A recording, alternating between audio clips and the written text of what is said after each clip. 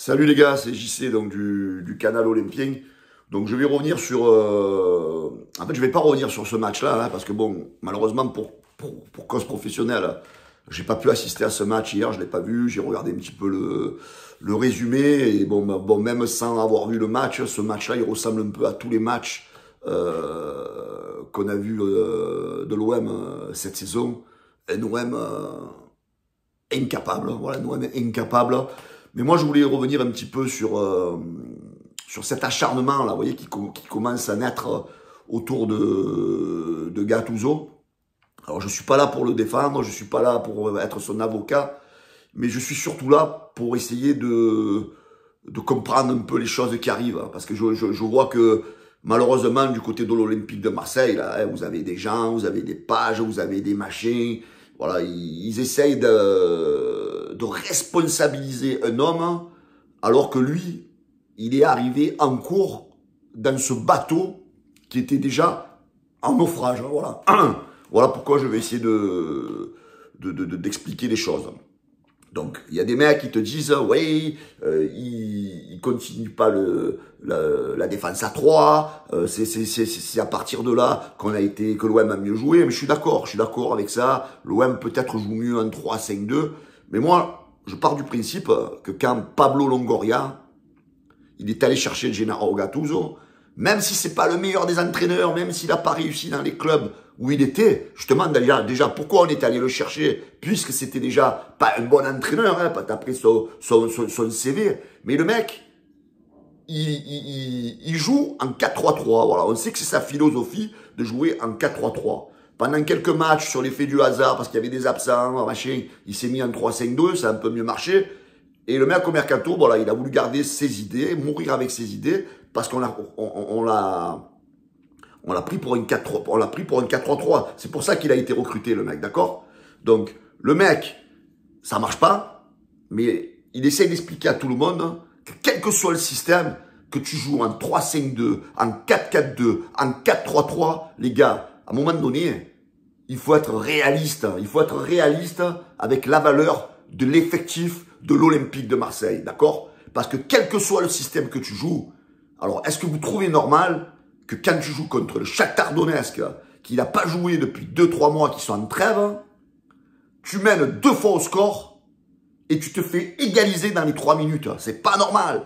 Alors qu'on me parle pas de système, de 4-4-2, de mes couilles, c'est pas normal. Parce que tu es joueur de football, tu mènes au score, quel que soit le système que tu joues, tu dois savoir garder ce résultat. Donc, c'est pas Gattuso qui est sur le terrain. C'est pas Gattuso qui a dit à Jonathan Klaus de faire la bourde et d'offrir le but égalisateur au Shakhtar, parce qu'on leur a donné l'égalisation. Donc voilà, à un moment donné, oui, le coach, c'est pas le meilleur des coachs, mais l'effectif, les gars, il faut être objectif.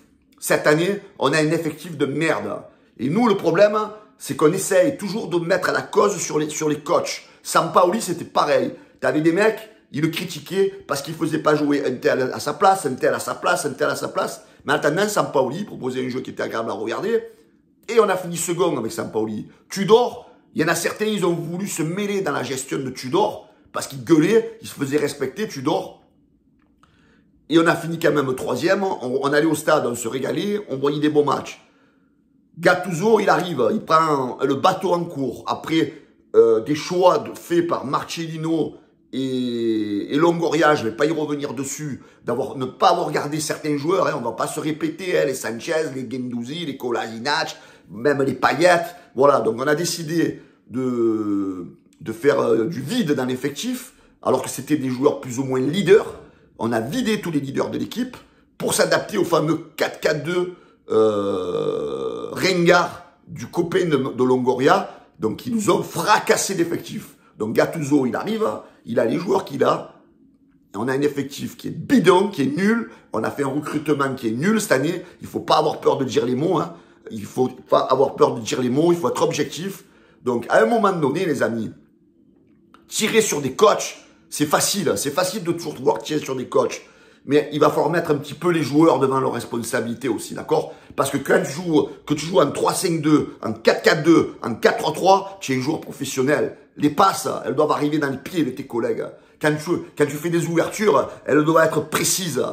Quand tu fais des interventions, ils doivent être bons. Donc nous, en fait, on n'a pas tout ça du côté de l'Olympique de Marseille. On a des joueurs qui sont en bois. Voilà. Donc, et à un moment donné, à force de masquer toutes les erreurs qui ont été faites toutes les années, depuis le début de cette saison, hein, faire partir autant de bons joueurs, recruter des joueurs qui sont moyens, les vrais responsables, ils doivent se mettre, ils doivent parler, ils doivent s'excuser auprès des supporters, les vrais responsables, au lieu d'aller chercher des problèmes parallèles avec des journalistes qui peut-être ils disent des choses qu'ils pensent et pourquoi. Voilà, donc alors arrêtez au niveau de la direction, de masquer le problème. Il faut avouer vos erreurs. Cette année, l'OM a un effectif de merde. Voilà, on a un effectif de merde et ça, il faut en être conscient. Alors, il faut arrêter de tout jeter sur un homme. Moi, si j'étais Gattuso, je démissionnerais, les gars. Parce que quel que soit le coach que tu mettras avec cet effectif, qui prenne, quel que soit le système, tu as un effectif qui est trop léger. Tu as un effectif qui est fait pour jouer le milieu de tableau, voire la deuxième partie du championnat de Ligue 1 cette année. Donc, il ne faut pas rêver. Il faut arrêter de mettre certains joueurs comme quoi c'est des bons joueurs. C'est des nuls, voilà, c'est des nuls. Voilà. Le seul peut-être qui est un peu au-dessus des autres, même s'il n'est pas très performant avec l'OM cette année, c'est peut-être Aubameyang, parce qu'il a un statut, il met des buts, il est là, voilà. Hein. Mais les autres, hein, les gars, c'est des joueurs moyens, ils ont juste leur place à Clermont, à Reims, à Lorient, à Toulouse. Voilà, c'est des joueurs moyens. À un moment donné, faut arrêter de prendre les gens pour des cons et de faire croire aux supporters de l'Olympique de Marseille qu'on a un bon effectif. Voilà, les amis, c'était mon coup de cœur. Parce que ça me casse les couilles toutes les années qu'on mette toujours les responsabilités sur les entraîneurs. Parce que chaque fois, tu as des effectifs depuis des années à l'Olympique de Marseille qui sont très légers. Et l'OM mérite mieux. Voilà, c'est pour ça que M. Franck McCourt, quand vous voyez ce qui se fait de Marseille, est une ville du football, on a un public extraordinaire, on a un stade extraordinaire, on a une ville qui est faite pour le football, mais vous malheureusement, oui vous avez mis l'argent, certains vont dire mais il faut pas tirer sur Marcourt, il a mis l'argent, oui tu as mis, je sais pas combien tu as mis, 300 millions, je sais pas combien tu as mis depuis que tu es là, je suis pas comptable moi, ce que je vois c'est les résultats, c'est qu'on gagne rien, tu as mis des sous, tu t'es mal entouré, mais même les sous que tu as mis mec, dans le football de nos jours, c'est cacahuète, c'est rien. C'est rien. À Marseille, on mérite mieux. J'espère qu'il y a des gens qui vont racheter ce club et qui vont redonner à notre équipe et à notre ville ce qu'on mérite tout simplement. Voilà. Ciao les amis.